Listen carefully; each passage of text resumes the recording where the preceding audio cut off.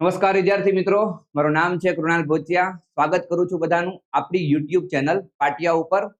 તો આપણે આ લેક્ચરમાં એક સરસ મજાનો ટોપિક ડિસ્કસ કરવાના છીએ. તમે બધાએ થંબનેલ રીડ કર્યું હશે. શું લખ્યું છે આપણે થંબનેલમાં? With proof. ઉપર જ પ્રૂફ લખી દીધું મેં. તેનું પ્રૂફ હું આપવાનો છું અને શું કરવા મારે આ પ્રૂફ આપવું પડે છે એ પણ હું તમને આગળ કહું. પણ આપણે આગળ વધીએ તો લખ્યું છે કે ભાઈ રીસ્ટેટમેન્ટ ઇન સિલોજિઝમ.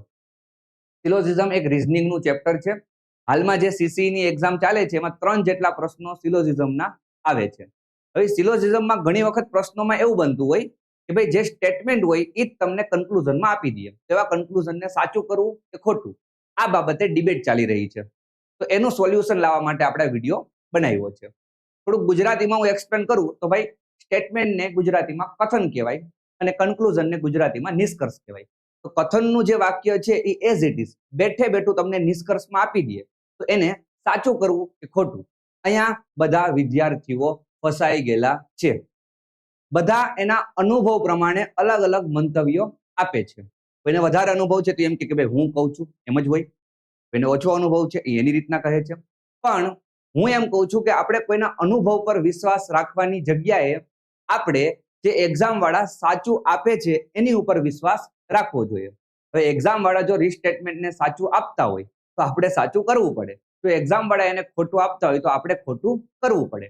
કેમ કે છેલ્લે તો એક માર્ક્સ કામનો છે, કોઈનો અનુભવ આપણી કામ લાગવાનો નથી. તો એક્ઝામના પ્રશ્નોની હું વાત કરું તો એક્ઝામના પ્રશ્નો પ્રમાણે પુનઃ કથન રીસ્ટેટમેન્ટ હંમેશા સાચું જ પડવું જોઈએ. એમાં કોઈ લોજિક લગાવવાની વાત નથી, કોઈ ફિલોસોફીની વાત નથી. તમારે એક્ઝામના પ્રશ્નો જોવા હોય તો હું તમને એનું પ્રૂફ પણ આપીશ.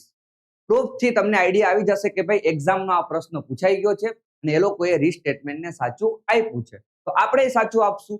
કેમ કે એટ ધ એન્ડ તો આપણે એક માર્ક્સ જોઈએ છીએ ને. પછી થોડા કઈ આપણે વાંધા અરજી કરવા બેસવાના છીએ. ખોટો સમય શું કરવા બગાડવો? પહેલેથી જ આપણે જે એક્ઝામમાં પૂછાય છે એવું જ કરીએ તો આ વિડીયોમાં હું તમને એ જ એક્સપ્લેન કરીશ કે જો આ એક્ઝામનો પ્રશ્ન છે, મેં તમારી માટે એક પ્રશ્ન પણ શોધ્યો છે. સવારનો મહેનત કરું છું કે ભાઈ પ્રશ્ન મળે મને. કેમ કે મેં છે ને 2018-19માં યાર એક્ઝામો આપેલી છે તો મને થોડોક આઈડિયા હોય. હું રીસ્ટેટમેન્ટને સાચા જ કરતો. પણ મને જ્યારે આ ડિબેટ જોવા મળી ત્યારે મને એમ થયું કે નહીં ભાઈ, વિદ્યાર્થીઓ સુધી એક સાચી માહિતી પહોંચાડવી ખૂબ જરૂરી છે. કેમ કે એક માર્ક્સનો સવાલ છે. જો કોઈ શિફ્ટમાં પ્રશ્ન આવી ગયો તો યાર એક માર્ક્સનો સવાલ છે અને એક માર્ક્સથી ઘણો બધો ફરક પડે. જો તમને ન ખબર હોય તો હું કહી દઉં, હું ઘણી વખત મેન્સમાં પણ પોઈન્ટ માર્ક્સથી રહી ચૂકેલો છું. તો એક માર્ક્સ છે ને આ બધી એક્ઝામમાં બહુ જ કિંમતી હોય. તો રીસ્ટેટમેન્ટ હંમેશા કેવું કરો? સાચું જ કરો. આવું એક્ઝામ કહે છે, એક્ઝામના પ્રશ્નો કહે છે. તો ચાલો આપણે શરૂઆત કરીએ. શું કરવા સાચું કરવું સાહેબ? અમને પ્રૂફ પણ બતાવી દો. તો તમારી જેવું સાહેબ કોઈ નહીં. અમને તમે પ્રૂફ બતાવી દેશો, તમે અમને પ્રૂફ બતાવી દેશો તો સાહેબ અમે એ જ રીતના કરશું. તો એટલા માટે જ આપણે આ વિડીયો બનાવ્યો છે. વિડીયો બનાવતા પહેલા થોડોક મારો નાનો એવો પરિચય આપી દઉં. કેમ કે આ જમાનામાં પરિચય છે ને બહુ જરૂરી છે. કેમ કે લોકો છે ને સીધો જ કોઈ ઉપર વિશ્વાસ નથી કરી લેતા. તો મારું નામ કૃણાલ ભોચિયા છે. મિકેનિકલ એન્જિનિયર છું. 2017માં મેં મારું એન્જિનિયરિંગ પાસ કર્યું છે.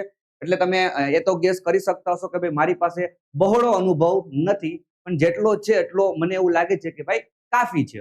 હવે તમે જોઈ શકતા હશો કે ભાઈ મેં છે ને 15 જેટલી પ્રિલિમ પરીક્ષા પાસ કરી છે, મેન્સ આપેલી છે.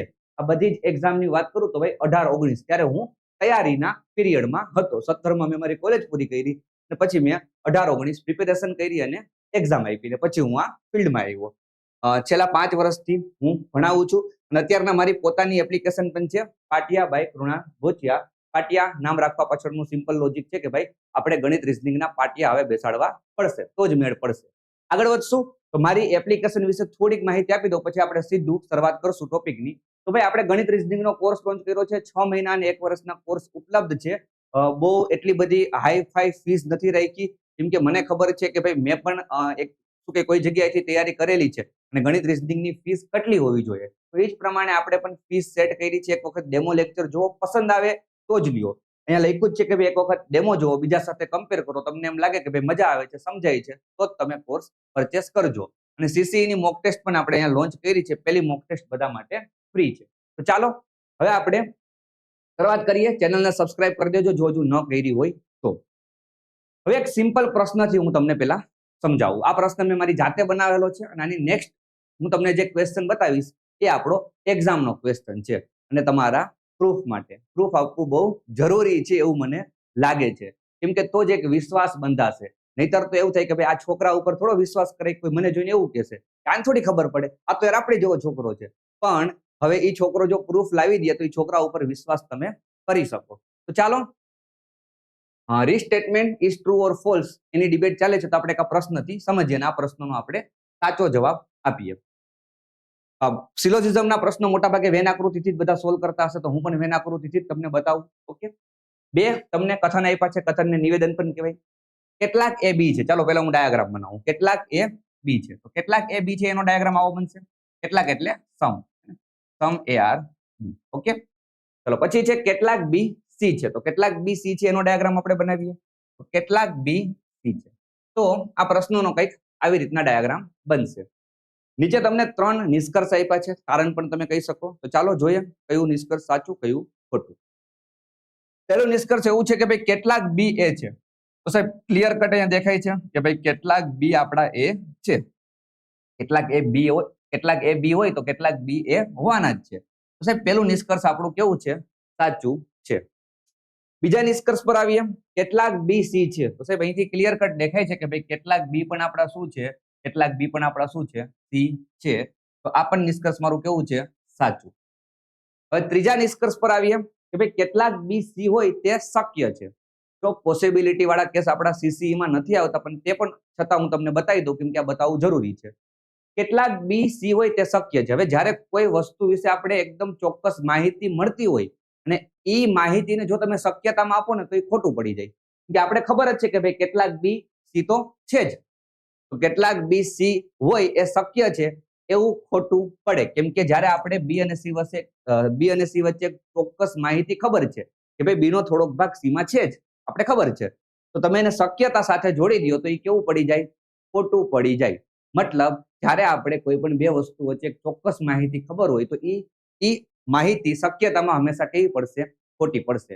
તો આ પ્રશ્નમાં વિધાન નિષ્કર્ષ પહેલું અને નિષ્કર્ષ બીજું સાચું છે, એટલે કે અનુસરે છે, અને નિષ્કર્ષ ત્રીજું અનુસરતું નથી. હવે તમે એક પ્રશ્નમાં છે ને કોમન વાત જોઈ હશે કે ભાઈ અહીંયા છે ને લખ્યું હતું કે ભાઈ કેટલાક બી શું છે? સી છે. કેટલાક બી સી છે, મતલબ આ આપણું કથન હતું. નિષ્કર્ષમાં તમને સેમ લાઈન જોવા મળી હતી, કેટલાક બી સી છે. ક્લિયર કટ દેખાય છે કે ભાઈ કેટલાક બી છે એ સી છે, તો એટલે આપણે નિષ્કર્ષને સાચું કર્યું. તો આને કહેવાય રીસ્ટેટમેન્ટ. કે ભાઈ સ્ટેટમેન્ટ જ પાછું ક્યાં આવી ગયું? નિષ્કર્ષમાં આવી ગયું. કથન જ પાછું ક્યાં આવી ગયું? નિષ્કર્ષમાં આવી ગયું. તો એને આપણે કેવું કરવાનું? હંમેશા સાચું જ કરવાનું. કોઈ દિવસ ભૂલમાં ખોટું કરતા નહીં. કેમ કે યાર નાના છોકરાની વાત છે કે ભાઈ કેટલાક બી સી છે, તો હા ભાઈ કેટલાક બી સી છે. આ તો એવું છે કે ભાઈ હું તમને એમ પ્રશ્ન પૂછું કે ભાઈ બધા ગુજરાતી હોશિયાર છે, આવું હું તમને પેલા કહી દઉં, અને પછી હું તમને પ્રશ્ન પૂછું તો ભાઈ શું બધા ગુજરાતી હોશિયાર છે? અરે સાહેબ હા, તમે તો કીધું બધા ગુજરાતી હોશિયાર છે, તો એવી જ વાત થઈ ને. મેં પેલા કહી દીધું કે ભાઈ બધા ગુજરાતી હોશિયાર છે. હું તમને પ્રશ્ન પૂછું કે ભાઈ બધા ગુજરાતી હોશિયાર છે? બિલકુલ છે, બધા ગુજરાતી હોશિયાર છે એવું તમે જ અમને કીધું છે. તો આને જ કહેવાય રીસ્ટેટમેન્ટ. અને જો રીસ્ટેટમેન્ટ ખોટું પડતું હોય તો હું તો એમ કહું છું કે ભાઈ પેલું નિષ્કર્ષ કેવું પડવું જોઈએ? ખોટું જ પડવું જોઈએ. કેમ કે તમે જો કેટલાક એ બી છે એને આપણે આવું પણ લખી શકીએ, એને આપણે આવું પણ લખી શકીએ કેટલાક બી એ છે, હે ને? તો આ પણ એ જ વસ્તુ આવી, તો આને પણ તમે ખોટું કરી દો ને. ખોટું કરવા વાળા તો આને કેમ સાચું કરો છો? આ પણ એક પ્રકારનું રીસ્ટેટમેન્ટ જ કહેવાય. પણ આ બધું કરવાનું હોય નહીં, આટલું બધું લોજિક દોડાવવાનું નથી, કોઈ એવી ફિલોસોફીની વાતો કરવાનું આમાં આવતું જ નથી. સિમ્પલ યાર, સાવ તમને વેન આકૃતિમાં જે દેખાય એ પ્રમાણે તમારે જવાનું. તો આ પ્રશ્ન પ્રમાણે આપણું પહેલું નિષ્કર્ષ અને બીજું નિષ્કર્ષ સાચું છે. મેં તમને ખાલી આ જ પ્રશ્ન બતાવ્યો હોત ને તો અગેન મેં કીધું એવું જ કે ભાઈ કોઈ મારી ઉપર વિશ્વાસ કરત નહીં, કેમ કે આ દુનિયા વિશ્વાસની છે જ નહીં. અહીંયા તો ભાઈ પ્રૂફ સિવાય વાતો કરવાની નહીં. તો કે મેં તો કોર્સમાં આ જ રીતે ભણાવ્યું છે મારી એપ્લિકેશનમાં. પણ હવે પ્રૂફ આપીએ, તો પ્રૂફ માટે હું સવારનો બેઠો હતો યાર. મેં લગભગ છે ને યાર 1500 પેજની 2 પીડીએફ આખી ફોફોઈ અને ત્રીજી 1500 પેજની પીડીએફ ખોલીને એમાં મને છે ને એક પ્રશ્ન મળ્યો રીસ્ટેટમેન્ટનો. તો એ પ્રશ્ન હું તમારી વચ્ચે મૂકું છું. પ્રશ્ન ક્યાં એક્ઝામમાં પૂછાણો છે એ પણ હું તમને કહીશ. તમને હું ટોટલ પીડીએફ પણ આપી દઈશ, વિથ ડેટ બધું કહી દઈશ. તમે પણ તમારા એન્ડથી પ્રશ્ન જોઈ શકો છો. Proof is here. Railway recruitment boards બધાને ખબર હશે, આરઆરબી બોર્ડ છે કે જે રેલવેની એક્ઝામ કન્ડક્ટ કરાવે. Level 1 post. ઓકે, આ કેની વાત થઈ છે તો ગ્રુપ ડી ની એક્ઝામ છે. વર્ષ તમે જોઈ શકતા હશો કે ભાઈ 2018 હે ને. આ તમને એપ્લિકેશન નંબર પણ આપ્યો છે. આ વેબસાઇટ ઉપરથી મેં પેપર ડાઉનલોડ કર્યું છે, તમે પણ કરી શકો છો હે ને. ટેસ્ટની ડેટ કઈ હતી, મતલબ આ જે કઈ પણ પેપર છે એની તારીખ કઈ છે તો 23/9/2018, મતલબ હમણાં થોડાક વર્ષો પહેલાની જ વાત છે. 2018 નું પેપર છે, 23 તારીખનું. અને શિફ્ટ કઈ છે આ તો 12:30 થી 2 વાગ્યાની શિફ્ટ છે. 12:30 થી 2 વાગ્યાની શિફ્ટ. આઈ થિંક આ સેકન્ડ શિફ્ટ હશે. તો તમારે ડાઉનલોડ કરવું હોય તો 23/9/2018 આ મીન્સ આ ડિટેલ નાખશો લેવલ 1 નું પેપર એટલે તમને મળી જશે. નીચે 2-3 લાઈન લખેલી છે પણ હું તમને વચાવીશ કે ભાઈ options show in green colour with a tick icon are correct. મતલબ કે આ રીતના આન્સર કી આવે અને આન્સર કીમાં છે ને એ લોકો શું કહે ગ્રીન આમ ટીક કરે ને એ જવાબ સાચો હોય. મતલબ એક્ઝામ વાળા જ આ આન્સર કી પ્રોવાઈડ કરતા હોય છે. જેમાં આમ ગ્રીન ટીક કરેલું હોય ને એ સાચું અને જેમાં આમ લાલ ટીક કરેલું હોય ને એ ખોટું. ઓકે, તો આ બધું તમને ખબર પડે છે તે છતાં એ પ્રૂફ તો આપવું બને છે. ઓકે, તો ચાલો હવે આ જ પેપરનો ક્વેશ્ચન નંબર 28 હતો. આવી રહ્યો. હવે આ પ્રશ્ન છે ને થોડુંક તમને ન દેખાતું હોય તો તમે ઝૂમ કરી લેજો અથવા તો ક્લિયરિટી થોડીક વિડીયોની હાઈ કરી દેજો. ક્વેશ્ચન નંબર 28 છે. 28મો પ્રશ્ન છે. હું તમને પીડીએફ પણ ટેલિગ્રામમાં આપી દઈશ. આ શું કહેવાય, આ જે કંઈ પણ પીડીએફ માંથી મેં ક્રોપ કર્યું છે પીડીએફ પર, તો તમે તમારી સાઈડથી જોઈ શકશો. ઓકે, તમને કથન આપ્યા છે 2 અને 2 નિષ્કર્ષ આપ્યા છે. ઇંગ્લિશમાં પ્રશ્ન નથી, હિન્દીમાં છે પણ તમે ચલાવી લેજો ને. હિન્દીમાં જો કે તમને ખબર પડશે. 2 કથનમાં પહેલું કથન છે કે સભી તરલ પદાર્થ દ્રવ હે. તરલને આપણે ટી કહીએ, દ્રવને આપણે ડી કહી દઈએ ને. આપણે થોડું સિમ્પલ ભાષામાં સમજીએ તો આને આપણે ડાયાગ્રામમાં કન્વર્ટ કરીએ તો સભી એટલે ઓલ TRD હે ને. બધું ટી શું છે? ડી છે. બધું ટી શું છે? ડી છે. પછી સભી દ્રવ ગાઢે હોતે હૈ. દ્રવને આપણે ડી કહી દઈએ અને ગાઢેને આપણે જી કહી દઈએ. ઓકે, તો સભી દ્રવ ડી આવશે. સભી દ્રવ ગાઢે હોતે હૈ તો બધું ડી છે ને કોની અંદર આવશે? જી ની અંદર. તો આવો કંઈક ડાયાગ્રામ બને છે. હવે આપણે કન્ક્લુઝન પર આવીએ તો પેલું કન્ક્લુઝન છે કે સભી ગાઢે દ્રવ હોતે હૈ. મતલબ બધા આ જી છે ને એ ડી છે નહીં. પોસિબલ જ નથી, કેમ કે જી નો આ ભાગ છે, બાકીનો ભાગ ડી સિવાયનો. એના વિશે આપણે કઈ કહી શકીએ નહીં. તો પેલું નિષ્કર્ષ કેવું છે મારું? ખોટું. બીજું સભી દ્રવ ગાઢે હોતે હૈ તો યસ, ક્લિયર કટ દેખાય છે કે ભાઈ સભી દ્રવ છે મતલબ આખું ડી છે. ડી એની અંદર છે, જી ની અંદર છે, તો આ સાચું. આપણે ડાયાગ્રામ થી ગયા તો ખબર પડી કે ભાઈ ખાલી નિષ્કર્ષ 2 અનુસરણ કરે છે. હવે તમે જુઓ અહીંયા પણ રીસ્ટેટમેન્ટ નો મામલો હતો. તમે અહીંયા ચેક કર્યું કે ભાઈ સભી દ્રવ ગાઢે હોતે હે. એનું બીજું કથન તમે જુઓ, સભી દ્રવ ગાઢે હોતે હે. ઓકે, અને હવે તમે નિષ્કર્ષમાં બીજું નિષ્કર્ષ જુઓ, સભી દ્રવ ગાઢે હોતે હે. સભી દ્રવ ગાઢે હોતે હે. ઓકે, સભી દ્રવ ગાઢે હોતે હે. સભી દ્રવ ગાઢે હોતે હે. तो निष्कर्ष 2 अनुसरण करता है. निष्कर्ष 2 एकदम साचू है. तो इसको बोलते हैं रीस्टेटमेंट और रीस्टेटमेंट ऑलवेज ट्रू होता है. ओके, क्वेश्चन नंबर 28 આ છે તમારું પ્રૂફ. હવે હું આવી રીતના ભણાવીને આમ બાયો ચડાવી દઉં તો ભાઈ આપણે કહી દીધું એટલે આમ જ કરવાનું મેં કીધું છે નહીં ભાઈ. હા, આ શું કહેવાય, આ વસ્તુ આમાં ન ચાલે. બી ઇન્ટેલિજન્ટ, બી જેન્ટલમેન. પ્રૂફ જે કહે છે, એક્ઝામ વાળા જે કહે છે એ વસ્તુ આપણે કરવી પડશે અને તમારે ન છૂટકે તમારે એને ફોલો કરવું પડશે. સમજો તમે મારી વાત. મેં એટલી સવારની મહેનત કરી તમને એક માર્ક્સ અપાવવા માટે કે ભાઈ તમારો પ્રશ્ન ખોટો ન પડે એટલા માટે. બાકી મારે કોઈ જરૂર નથી આ બધું કરવાની. ક્લિયર થાય છે વાત? હું આ ન કરત તોય ચાલત, પણ વિદ્યાર્થીઓનો એક માર્ક્સ ન જાય, વિદ્યાર્થીઓ પાસે કોઈ સાચી માહિતી નથી તો એ સાચી માહિતી આપવી એ એક શિક્ષકની જવાબદારી હોય છે. એ જવાબદારી હું તો પૂરી કરું છું. તો કે મેં એપ્લિકેશનમાં મારા વિદ્યાર્થીઓને તો મેં આજ ભણાવ્યું છે, એ તો આજ કરશે છાતી ઠોકીને. પણ દરેક વિદ્યાર્થીઓ સુધી એક સાચી માહિતી પહોંચી શકે એ જરૂરી છે. હવે આ રેલવેની એક્ઝામ પણ TCS જ લે છે અને TCS જ આપણી CC ની એક્ઝામ લે છે યાર. તો હવે કદાચ તમે આવું કર્યું અને ખોટું કર્યું અને તમે વાંધા અરજી કરવા બેસવાના યાર 1 માર્ક્સ થી ફેલ થયા તો હે વિદ્યાર્થીઓને એટલા હેરાન શું કરવા જોઈએ કે ભાઈ હવે વાંધા અરજી કરો, આમ કરો, તેમ કરો. વાંધા અરજી કરશો તો એ લોકો તમને આ પ્રશ્ન બતાવી દેશે. સમજ પડે છે એમ? હે ને? TCS જ શું કઈ રેલવેની એક્ઝામ લીધી છે, 2018 ની વાત છે. સમજ પડે છે? હવે કોઈ જગ્યાએથી તમે કંઈક શીખીને આવ્યા છો અને એને લઈને તમે શું કહેવાય આટલું પેલું કરો છો, તો યાર થાય ભૂલ બધાથી. મારાથી કદાચ કોઈ ચેપ્ટરમાં કંઈક નાની એવી ભૂલ રહી ગઈ હશે, આપણે કોઈને બ્લેમ ન કરી શકીએ આ બાબતે. ઓકે, તો કોઈને નીચું દેખાડવાની કે એવી કોઈ વાત જ નથી કે ભાઈ આ સાહેબ અમને ખોટું ભણાવી દીધું. નહીં ભાઈ, એનો પણ કોઈ વાક નથી, આમાં કોઈનો કઈ વાક નથી. ક્લિયર થાય છે? કોઈને આપણે નીચા દેખાડવાનું એવું કઈ આમાં છે જ નહીં કે ભાઈ આપણે આને નીચે બતાવી દીધું. નહીં, આપણે ખાલી એક સાચી માહિતી તમારી સુધી પહોંચાડવાની હતી. એટલે તમે પણ હું એમ કહું છું કે કોઈને નીચે ન બતાવો. ઓકે, તમને એક સાચી માહિતી ખબર પડી, તમે તમારા મિત્રો જોડે શેર કરો, બસ આટલું બહુ છે. ભૂલ તો બધાથી થાય.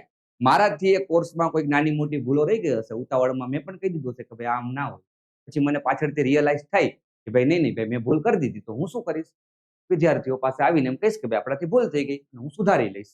અમે બીજું કોઈ શું કે ભૂલ થઈ ગઈ તો એનો મતલબ એવું નથી કે ભાઈ ઓહો નહીં, ભૂલ તો થાય. પણ હવે આગળ જતા તમને આવું કોઈ પ્રશ્ન મળે તો તમે ધ્યાન રાખજો અને આ ટોપિક પર હવે ડિસ્કશન ઓછું કરજો, કેમ કે તમને એક પ્રૂફ મળી ગયું છે, એની પ્રૂફ પ્રમાણે તમે ચાલજો. એક્ઝામ વાળા જો આપણું આ ખોટું કરે તો આપણે આ પ્રૂફ આપી દેશું, લ્યો ભાઈ તમારી જ એક્ઝામ લ્યો. સમજ પડે છે હે ને? તો આપણી પાસે એક પ્રૂફ છે. બાકી મળતા રહેશું આવી જ રીતે ઇન્ટરેસ્ટિંગ વિડીયો સાથે. ચેનલ સબસ્ક્રાઇબ ન કરી હોય તો કરી લેજો અને ખાસ કોર્સમાં જોડાવવું હોય તો તમે જોડાઈ શકો છો. ત્યારે બહુ ડિટેલમાં ને બહુ મહેનત કરીને કોર્સ બનાવ્યો છે હે ને? મેં મારું બધું આપી દીધું છે આમાં કોર્સ. તો ખાસ એક વખત તમે ડેમો લેક્ચર જોશો એટલે તમને આઈડિયા આવી જશે. બાકી માહિતી સારી લાગી હોય તો તમારા મિત્રો સુધી શેર કરો, જેથી એમને પણ એક સાચી માહિતીની ખબર પડે. ટેલિગ્રામમાં હું તમને આ પેપરની PDF પણ આપી દઈશ, ટેલિગ્રામ જોઈન કરી લેજો. ઇન્સ્ટાગ્રામમાં પણ આપણે બહુ ટૂંક સમયમાં તમારા બધાનો પ્રેમ મળ્યો છે ને બહુ બધા ફોલોવર્સ થઈ ગયા છે. આઈ થિંક 40,000 જેટલા ફોલોવર્સ બહુ ઓછા સમયમાં. આપણે આ બધું શરૂ કર્યું એને હજી 6 મહિના જ થયા છે અને 6 મહિનામાં જે રિસ્પોન્સ છે એપ્લિકેશન ને બધામાં એ બહુ સારો છે અને એનો મને બહુ આનંદ છે કે ભાઈ વિદ્યાર્થીઓ આપણી ઉપર ભરોસો કરે છે. બાકી અમારો નંબર છે, કાંઈ પણ તકલીફ હોય મને એની ટાઈમ કોન્ટેક્ટ કરી શકો છો. વોટ્સએપમાં કોન્ટેક્ટ કરજો, ફોન નહીં કરતા. મળતા રહેશું નવા વિડીયો સાથે. Thank you so much.